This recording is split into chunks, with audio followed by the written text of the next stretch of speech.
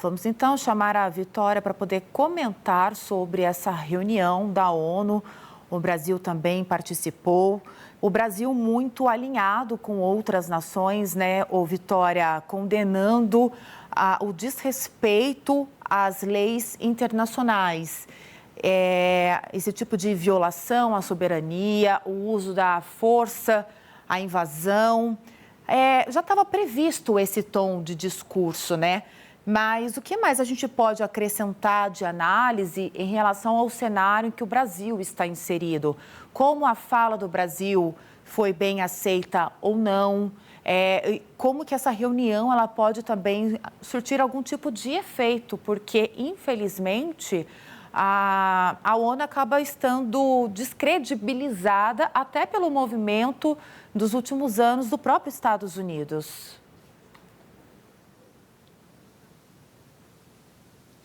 Pois é, Luara, como a gente já tinha adiantado aqui na primeira edição, o governo Lula investiu, portanto, nesse discurso, mostrando que a invasão territorial é uma violação do direito internacional, criticando o uso da violência, o uso da força, mas sem fazer críticas diretas ao presidente americano Donald Trump.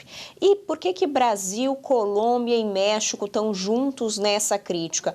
Porque são países que temem justamente que os Estados Unidos passe a ter uma postura de mais interferência na América Latina, mais do que já vem mostrando que é capaz de ter quando invade a Venezuela. Então, isso pode se repetir com as demais nações? Essa é a grande pergunta que vem sendo feita pelos aliados do presidente Lula, pelos auxiliares do presidente, porque está existindo sim um temor de que o presidente americano Donald Trump resolva utilizar da mesma doutrina, da mesma prática de invasão territorial dentro de outros países da América Latina para controle final de recursos naturais. A justificativa inicial dele, vamos lembrar, era o combate ao narcotráfico, as ligações que ele acusa Nicolás Maduro que ele tinha com o narcotráfico na Venezuela, mas depois, quando ele consegue finalmente capturar Maduro, ele o justifica, ele de fato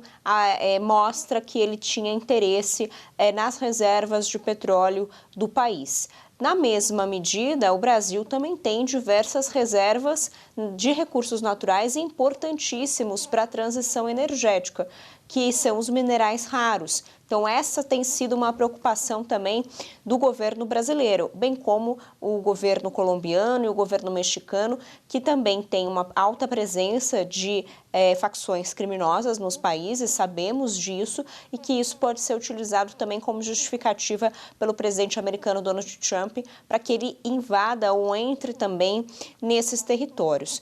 Agora, um fato também que vem sendo levantado por especialistas e inclusive por venezuelanos que a gente tem conversado aqui durante entrevistas no SBT News, por mensagem, por WhatsApp, a quem a gente consegue entrar em contato de venezuelanos que estejam já aqui no Brasil, mas que conhecem muito bem o regime de Nicolás Maduro, o que eles pontuam é que a saída simplesmente de Maduro não significa uma queda do regime chavista.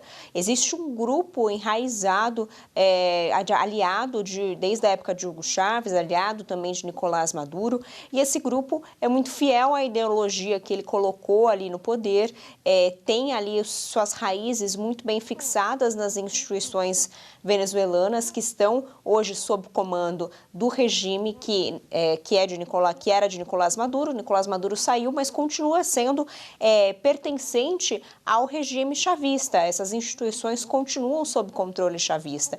E é isso que eles destacam. A saída desse grupo do poder não está tão clara e, de fato, não está tão claro também se o presidente americano, Donald Trump, tem mesmo um interesse em que esse grupo saia do poder. E aqui eu quero pontuar uma matéria que saiu no jornal Globo, se eu não me engano, no domingo ou ontem, na segunda-feira, assinada pela Janaína Figueiredo, repórter internacional do jornal, em que ela pontua as relações da vice-presidente da Venezuela, Delcy Rodrigues, com as petrolíferas, da Venezuela e também com empresas internacionais como a Chevron, que tem interesse na exploração de petróleo venezuelano. Delcy Rodrigues teria começado a fazer já uma ponte, uma conversa com essas petrolíferas quando o Nicolás Maduro deu uma abertura para que esse diálogo voltasse a acontecer, para que o potencial de exploração venezuelano do petróleo voltasse de fato a ter um potencial mais comercial. Delcy Rodrigues foi então responsável por começar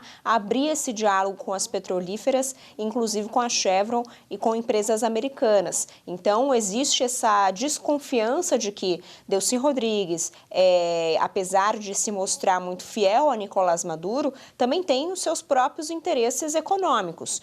E, além disso, tem interesses em manter o grupo chavista no poder. E se Donald Trump conseguir os interesses econômicos que ele quer, e mesmo com a manutenção do regime chavista, ele não teria motivos para que, de fato, o regime chavista caísse em todas as suas instituições venezuelanas. Então, é esse o ponto que os especialistas vêm colocando. O fato de que Delcy Rodrigues ainda representa um grupo chavista que tem as suas raízes muito bem fincadas em diversas instituições venezuelanas. Luara.